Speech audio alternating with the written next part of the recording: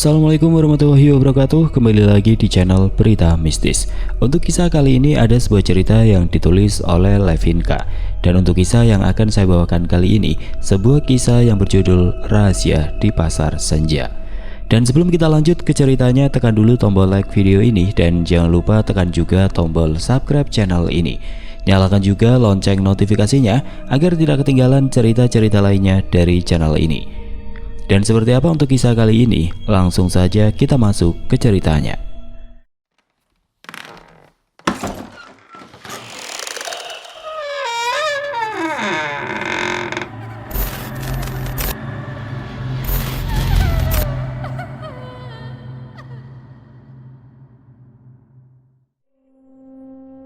Duh, kok hujan sih?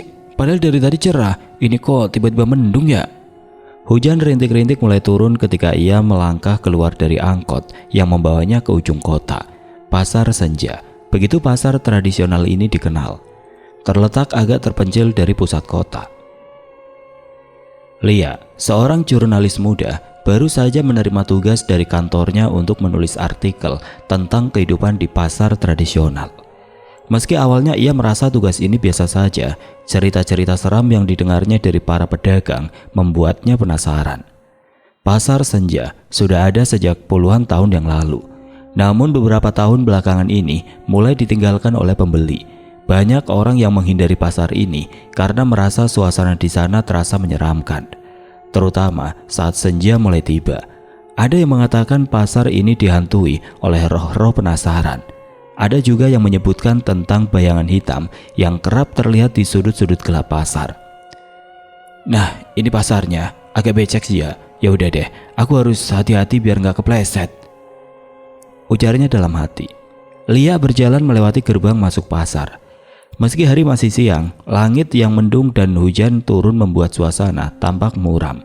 Bau amis ikan dan aroma rempah-rempah bercampur menjadi satu.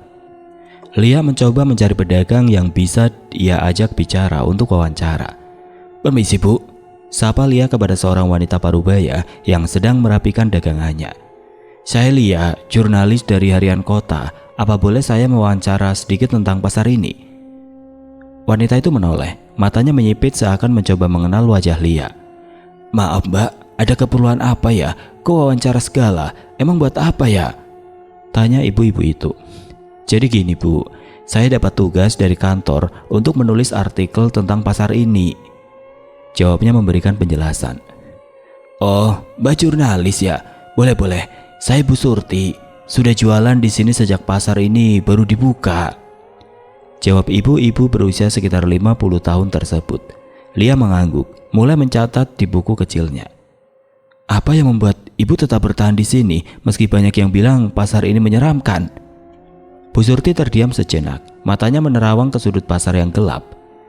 "Memang benar, banyak cerita seram di dalam pasar ini, tapi buat saya ini sudah seperti rumah kedua.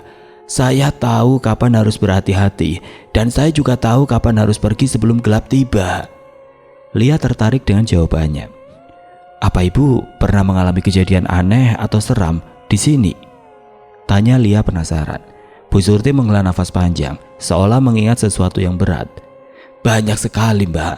Salah satu yang paling saya ingat itu adalah tentang Pak Tejo," jawab Bu Surti sambil matanya menerawang jauh ke depan. "Pak Tejo? Apa bisa ibu jelaskan Pak Tejo itu siapa dan apa yang terjadi dengan dia?" tanya Lia antusias. "Pak Tejo itu penjaga malam di sini.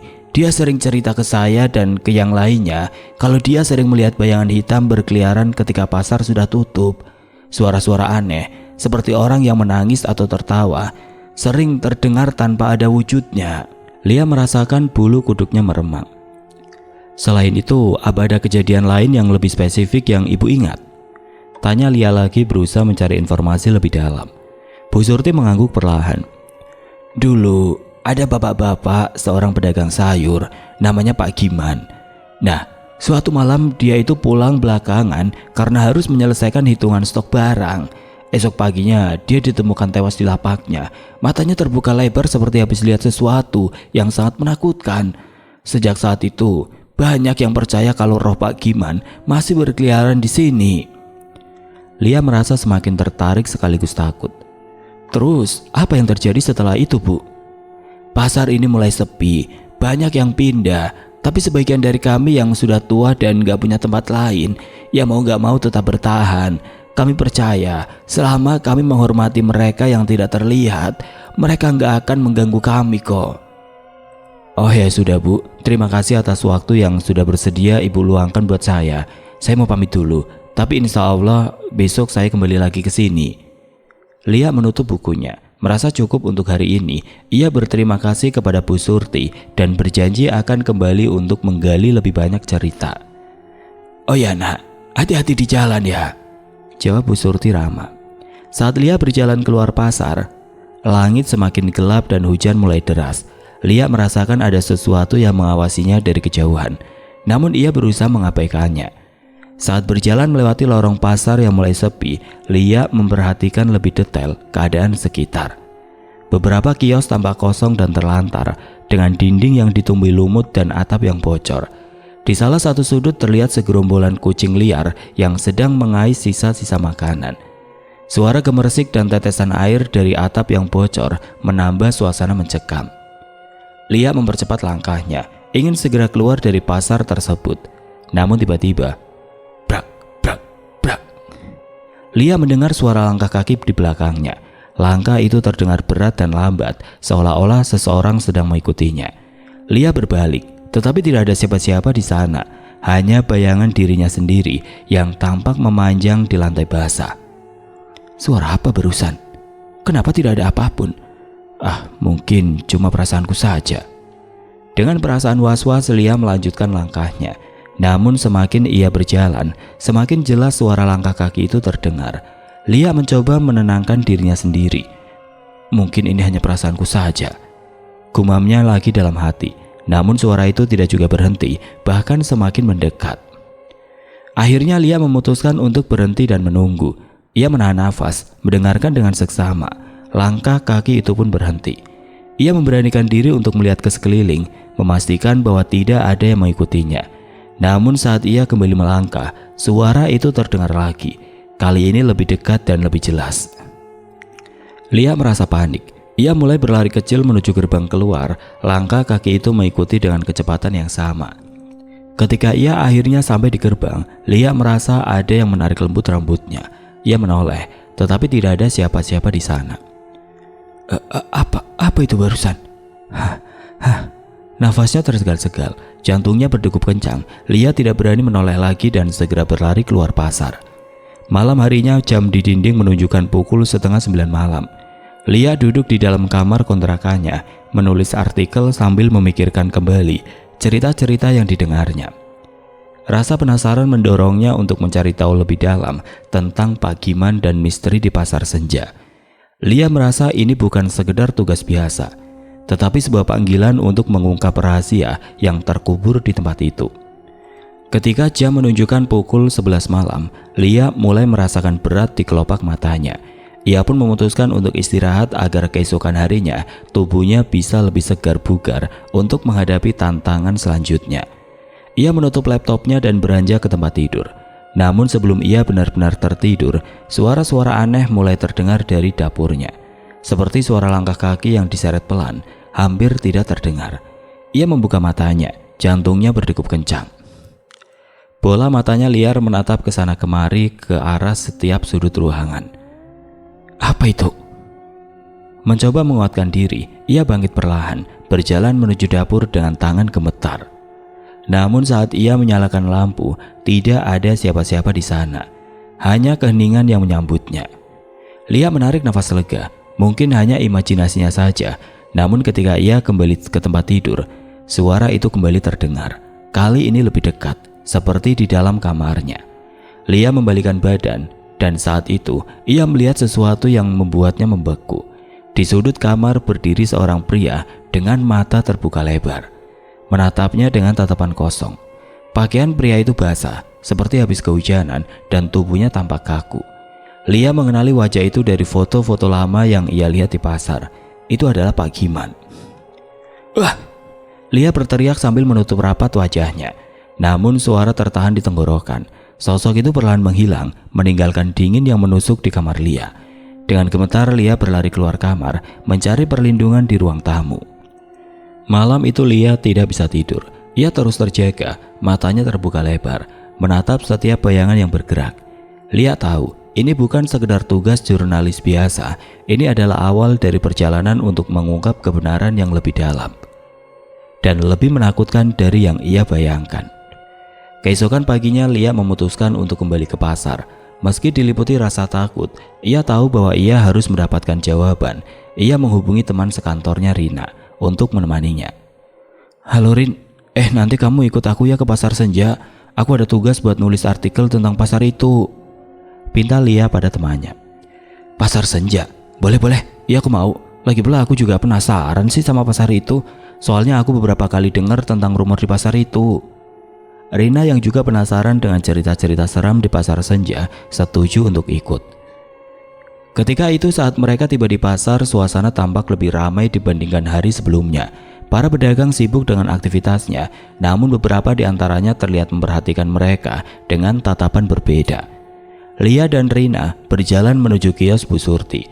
Mereka menemukan Bu Surti sedang menyiapkan dagangannya.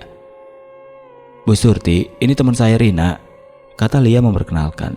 "Kami ingin mendengar lebih banyak cerita tentang pasar ini." Bu Surti tersenyum ramah kepada Rina. "Oh iya Mbak, silahkan duduk dulu. Saya punya banyak cerita yang bisa kalian dengar." Lia dan Rina duduk di bangku kecil di depan kios Bu Surti.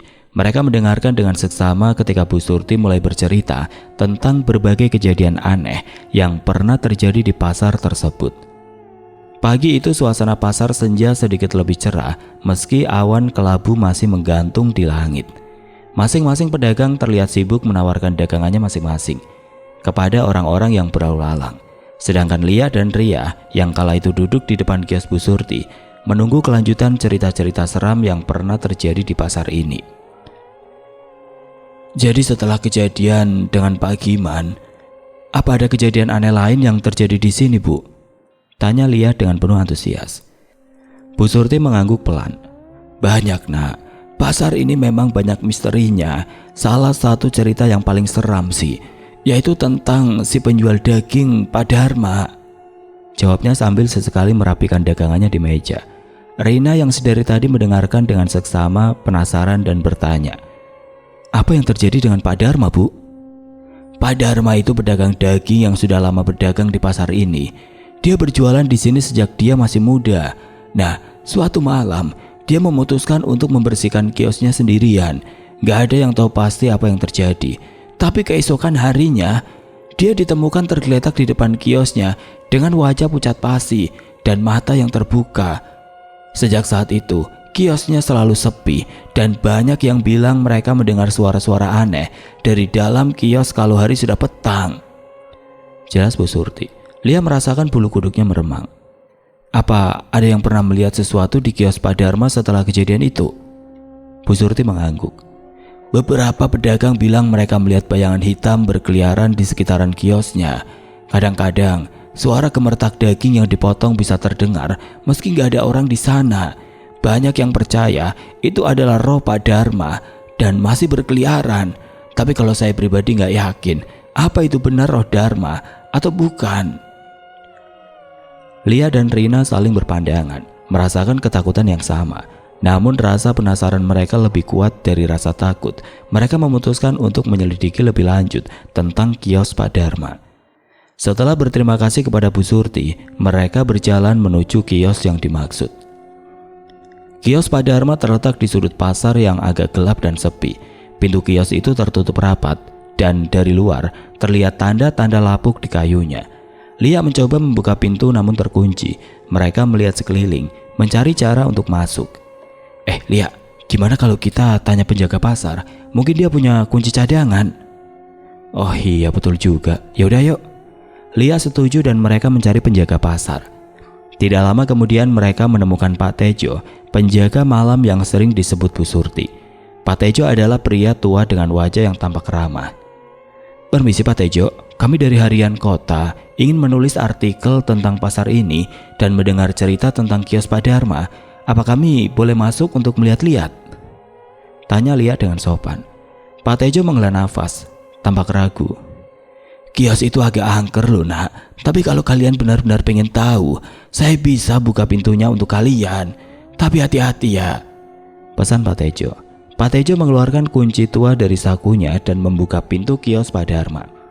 Ketika pintu terbuka, bau anyir daging langsung menyeruak keluar, membuat Lia dan Rina mual.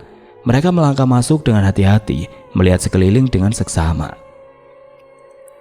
Di dalam kios terlihat beberapa alat potong daging yang berkarat di meja kayu yang penuh noda darah kering. Ia mengeluarkan kamera dan memulai mengambil gambar, sementara Rina menyalakan senter untuk menerangi sudut-sudut gelap kios. Gak ada yang aneh di sini, gumam Rina. Namun tiba-tiba lampu senter Rina berkedip-kedip dan mati. Rina mencoba menyalakannya kembali, namun senter itu tidak berfungsi. Kenapa matinya pas di sini sih?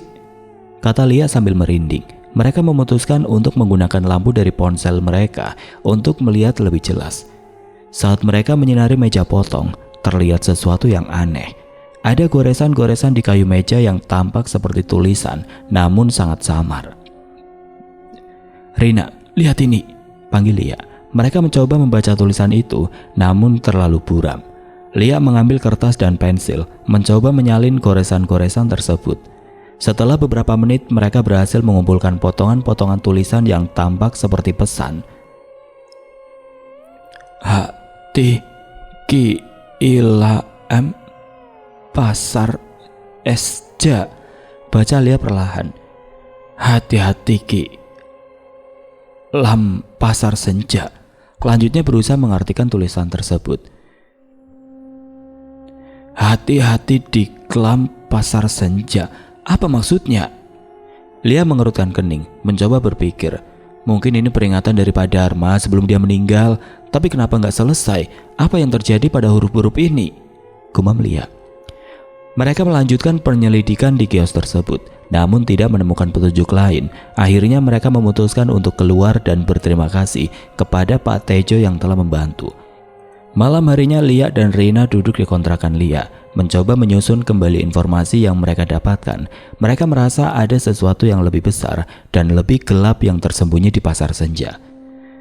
Lia, kita harus kembali besok dan mencari tahu lebih banyak, kata Rina dengan penuh semangat.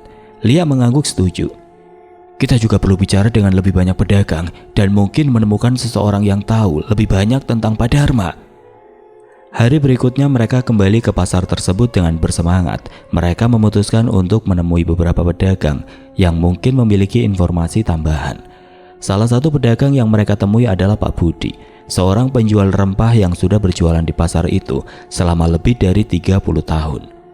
Permisi Pak, saya Lia dan ini teman saya Rina.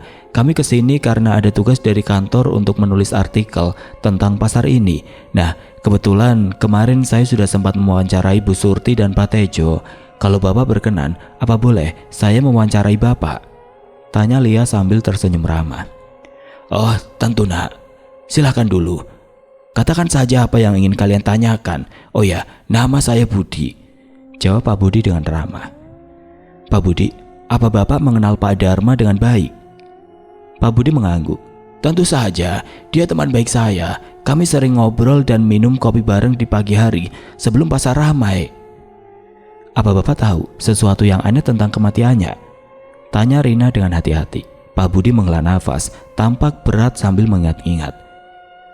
Pak Dharma memang sering cerita tentang hal-hal yang aneh yang dialami di kiosnya. Suara-suara aneh, bayangan yang bergerak sendiri. Tapi kami semua pikir itu hanya imajinasinya saja. Sampai akhirnya dia ditemukan tewas dengan cara yang aneh. Lia dan Rina saling berpandangan, merasa ada benang merah yang mulai terjalin. Apakah ada kejadian aneh lain yang Anda alami di pasar ini? Pak Budi terdiam sejenak, kemudian bercerita. Sebenarnya sejak kematian Pak Dharma, banyak dari kami yang mengalami hal-hal aneh. Pernah suatu malam saya harus tinggal lebih lama di pasar karena ada pesanan besar yang harus diselesaikan. Saat itu saya mendengar suara gemercik air di belakang kios saya. Saat saya periksa nggak ada apa-apa, tapi suara itu terus ada, bahkan semakin keras. Akhirnya saya memutuskan untuk pulang lebih awal, dan sejak saat itu saya nggak pernah lagi tinggal di pasar sampai malam. Ngeri nak. Cerita Pak Budi semakin memperkuat keyakinan Lia dan Rina bahwa ada sesuatu yang salah di pasar senja. Mereka berterima kasih kepada Pak Budi dan melanjutkan pencarian mereka ke pedagang lainnya. Selanjutnya mereka bertemu dengan Mbok Mina, seorang penjual bunga yang selalu tersenyum ramah. "Mbok Mina, apa ibu pernah mendengar tentang kejadian aneh di pasar ini?" tanya Lia. Mbok Mina tertawa kecil, namun matanya menunjukkan sesuatu yang berbeda. "Anak-anak muda ini penasaran sekali ya. Banyak sekali cerita aneh di pasar ini, Nak. Tapi yang paling menakutkan adalah cerita tentang anak kecil yang hilang di pasar ini beberapa tahun lalu." Rina terkejut. "Anak kecil hilang? Apa yang terjadi?" Mbok Mina menghela nafas. "Anak itu namanya Sari, anak seorang pedagang sayur. Suatu hari dia bermain di pasar dan tiba-tiba menghilang. Kami semua mencari ke seluruh penjuru pasar, tapi tidak menemukannya. Beberapa hari kemudian seorang pedagang menemui sepatu kecilnya di dekat kios Pak Dharma. Sejak saat itu, banyak yang percaya bahwa Rosari juga berkeliaran di pasar ini mencari jalan pulang." Lia dan Rina merasa bulu kuduk mereka berdiri. Pasar senja tampak lebih menakutkan dari sebelumnya. Mereka berterima kasih kepada Mbok Mina dan memutuskan untuk berkumpul kembali, menyusun rencana selanjutnya. Malam itu mereka duduk di kontrakan Lia, menatap catatan dan foto-foto yang telah mereka kumpulkan. "Kita harus mencari tahu lebih banyak tentang Sari dan kejadian-kejadian aneh ini," kata Lia dengan tekad kuat. Rina mengangguk setuju. Lia dan Rina kembali ke pasar senja keesokan paginya dengan tekad yang semakin kuat. Mereka tahu bahwa misteri yang menyelimuti pasar ini lebih dari sekedar cerita seram yang diceritakan dari mulut ke mulut. Ada sesuatu yang nyata dan mengerikan di balik semua kejadian aneh ini. Mereka memutuskan untuk menggali lebih dalam tentang kisah Sari, anak kecil yang hilang di pasar beberapa tahun lalu. Mereka menuju kios sayur tempat Sari biasa bermain. Di sana mereka bertemu dengan Pak Hasan, pedagang sayur yang masih mengingat kejadian tersebut dengan jelas. "Selamat pagi Pak, saya Lia dan ini Rina, teman saya. Kami dari harian kota ingin menanyakan tentang anak perempuan yang hilang di pasar ini beberapa tahun lalu." Pak Hasan, seorang pria parubaya dengan wajah yang tampak lelah, mengangguk pelan. "Sari adalah anak yang ceria. Dia sering bermain di sekitar kios ini saat ibunya berjualan. Hari itu dia bermain seperti biasa, tapi kemudian menghilang begitu saja. Kami semua mencarinya, tapi tidak ada yang tahu kemana dia pergi." "Apa Bapak ingat sesuatu yang aneh yang terjadi sebelum atau sesudah Sari menghilang?" tanya Rina. Pak Hasan terdiam sejenak, tampak berpikir. "Setelah Sari menghilang, banyak dari kami mulai mengalami hal-hal aneh. Kadang-kadang kami mendengar suara tawa anak kecil atau melihat bayangan pocong kecil berlompatan di lorong pasar. Banyak yang percaya itu adalah Rosari yang masih berkeliaran mencari jalan pulang." Lia mencatat semua yang dikatakan Pak Hasan. Apakah ada yang pernah melihat atau mendengar sesuatu yang lebih detail tentang Sari setelah kejadian itu? Pak Hasan menghela nafas. "Beberapa pedagang mengatakan mereka melihat pocong anak kecil berkeliaran di sekitar kios Pak Dharma. Bahkan ada yang mendengar suara tangisan di malam hari.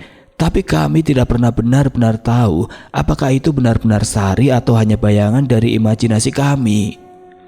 Lia dan Rina merasa ada sesuatu yang sangat penting di sekitar kios Pak Dharma. Mereka berterima kasih kepada Pak Hasan dan berjalan menuju kios tersebut. Pintu kios masih tertutup rapat seperti sebelumnya. Mereka memutuskan untuk mencoba masuk kembali dengan bantuan Pak Tejo. Setelah mendapatkan izin dari Pak Tejo, mereka membuka kembali kios Pak Dharma. Suasana di dalam masih sama mencekam.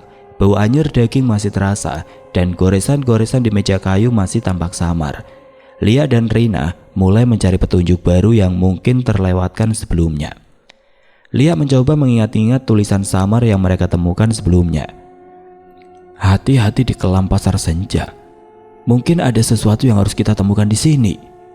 Mereka memeriksa setiap sudut kios dengan teliti. Rina menemukan sebuah laci kecil di bawah meja potong. Laci itu terkunci, tapi mereka berhasil membukanya dengan menggunakan pisau yang mereka temukan di sekitar kios. Di dalam laci mereka menemukan sebuah buku catatan tua yang tampak berdebu dan kusam. Lia membuka buku catatan tersebut dan menemukan bahwa itu adalah catatan harian Pak Dharma. Banyak halaman yang sudah pudar, tapi beberapa tulisan masih bisa terbaca. Mereka mulai membaca catatan itu dengan hati-hati. 10 Juli 2017. Hari ini aku mendengar suara aneh lagi, seperti suara langkah kaki kecil. Aku yakin itu bukan tikus. Apa mungkin itu roh Sari? Aku harus lebih berhati-hati. 15 Juli 2017. Suara itu semakin sering terdengar. Malam ini aku melihat pocong kecil melayang di sekitar kios. Aku mencoba mengikutinya, tapi bayangan itu menghilang begitu saja. Aku mulai merasa ada yang tidak beres di sini. 20 Juli 2017. Malam ini aku mendengar suara tangisan. Suara itu datang dari sudut gelap di belakang kios. Aku takut, tapi aku harus tahu apa yang sebenarnya terjadi. Lia dan Rina merasa semakin yakin bahwa ada sesuatu yang sangat salah di pasar ini. Mereka melanjutkan membaca catatan harian Pak Dharma, berharap menemukan petunjuk lebih lanjut. 25 Juli 2017. Aku menemukan sepatu kecil di belakang kios. Sepatu ini milik Sari. Apa mungkin dia terjebak di sini? Aku harus mencari tahu lebih lanjut. 30 Juli 2017. Malam ini aku melihat sesuatu yang mengerikan. Bayangan hitam besar berdiri di sudut kios, matanya bersinar merah dan menatapku dengan tajam. Aku tidak bisa bergerak. Aku merasa ada sesuatu yang sangat jahat di tempat ini. Lia dan Rina terkejut dengan apa yang mereka baca. Mereka merasa ada kekuatan jahat yang bersemayam di pasar senja, dan mereka harus menemukan cara untuk menghentikannya. Mereka memutuskan untuk mencari tahu lebih banyak tentang roh-roh yang mungkin mengganggu pasar ini. Mereka pergi ke perpustakaan kota, mencari buku-buku tentang roh dan legenda lokal. Di sana, mereka bertemu seorang bernama Pak Arif, yang dikenal ahli dalam hal-hal supranatural. Mereka menceritakan semua yang mereka temukan kepada Pak Arif, berharap mendapatkan petunjuk lebih lanjut. Pak Arif mendengarkan dengan seksama, kemudian berkata, "Pasar senja memang terkenal dengan kisah-kisah seramnya. Banyak yang percaya bahwa tempat itu adalah portal bagi roh-roh yang tidak tenang. Roh-roh ini mungkin terperangkap di sana karena ada sesuatu yang belum terselesaikan." "Apa yang bisa kita lakukan untuk membantu roh-roh tersebut, Pak?" tanya Rina. "Pertama-tama kita harus tahu apa yang sebenarnya terjadi pada Sari dan Pak Dharma. Kita harus menemukan cara untuk menenangkan roh-roh mereka agar mereka bisa pergi dengan damai." Lia dan Rina mengangguk setuju. Mereka tahu bahwa tugas ini tidak akan mudah, tapi mereka siap untuk menghadapi apapun demi mengungkap kebenaran. Mereka memutuskan untuk kembali ke pasar senja malam itu, membawa peralatan yang diperlukan untuk berkomunikasi dengan roh-roh yang mungkin ada di sana. Malam itu pasar senja tampak lebih mencekam dari biasanya. Langit gelap tanpa bintang dan angin dingin bertiup kencang.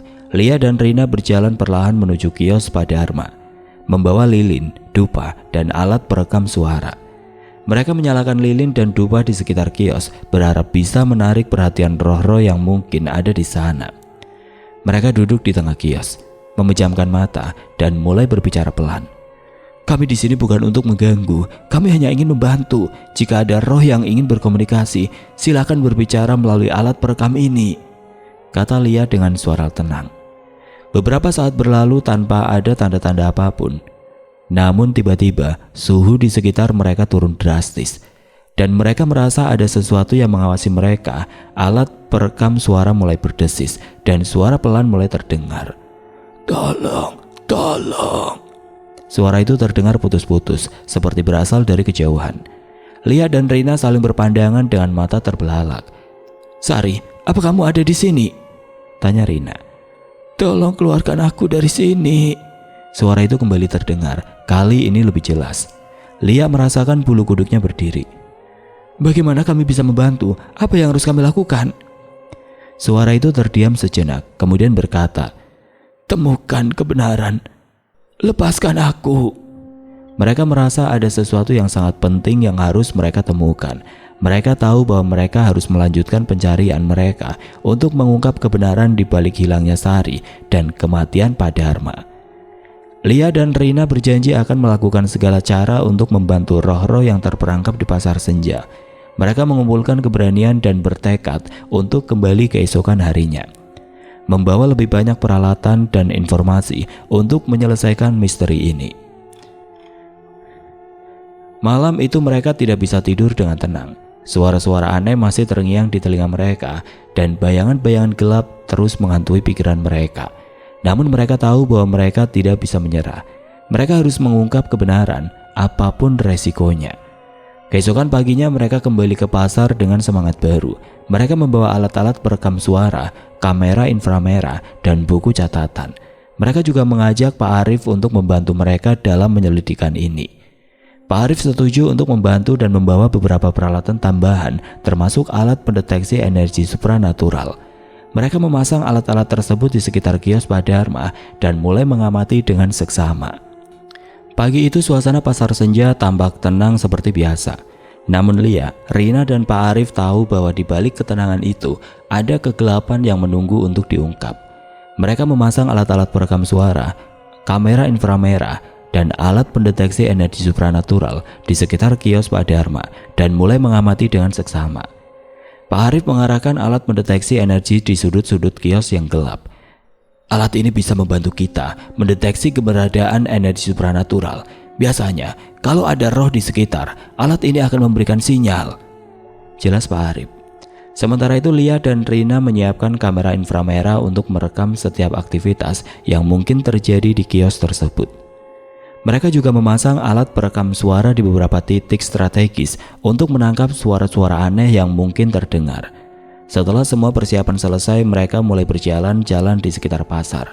Bertanya kepada pedagang lain apakah mereka pernah mengalami kejadian aneh atau mendengar cerita tentang Sari dan Pak Dharma. Mereka bertemu dengan Ibu Ratna, seorang pedagang pakaian yang telah berjualan di pasar senja selama lebih dari 20 tahun. Bu, apa Ibu pernah mendengar atau mengalami sesuatu yang aneh di pasar ini, terutama di sekitar kios Pak Dharma? Ibu Ratna mengangguk pelan. Iya, saya pernah. Setelah Sari hilang dan Pak Dharma meninggal, banyak pedagang yang mulai merasakan kehadiran sesuatu yang aneh. Beberapa kali saya melihat bayangan anak kecil berlari-lari di lorong pasar. Habis itu, jarak beberapa menit, anak kecil itu sudah berubah jadi pocong dan sering terbang melayang menakuti orang. Kadang-kadang saya mendengar suara tangisan di malam hari. Kami semua merasa takut, tapi gak ada yang berani berbicara tentang itu. Apa Anda pernah mendengar sesuatu tentang sepatu kecil yang ditemukan di belakang kios Pak Dharma? Bu Ratna menghela nafas. Ya, sepatu itu milik Sari. Saya ingat betul sepatu itu karena saya yang memberikannya sebagai hadiah ulang tahun. Setelah sepatu itu ditemukan, banyak yang percaya bahwa roh Sari terperangkap di pasar ini. Tapi kami gak tahu bagaimana cara membebaskannya. Lia dan Reina berterima kasih kepada Ibu Ratna dan kembali ke kios Pak Dharma dengan informasi baru. Mereka merasa semakin yakin bahwa Rosari benar-benar terperangkap di pasar senja dan mereka harus menemukan cara untuk membebaskannya. Malam itu mereka berkumpul di kios Pak Dharma bersama Pak Arif. Mereka menyalakan lilin dan dupa di sekitar kios. Menciptakan suasana yang tenang dan hening, mereka duduk di lantai memejamkan mata dan mulai berbicara pelan, mencoba berkomunikasi dengan Rosari. Sari, jika kamu ada di sini, tolong beri kami tanda, kata Lia dengan suara lembut. Beberapa saat berlalu tanpa ada tanda-tanda apapun, namun tiba-tiba alat perekam suara mulai berdesis dan suara tangisan pelan terdengar. Suhu di sekitar mereka turun drastis dan mereka merasa ada sesuatu yang mengawasi mereka. Sari, kami ingin membantu. Tolong beritahu kami apa yang harus kami lakukan.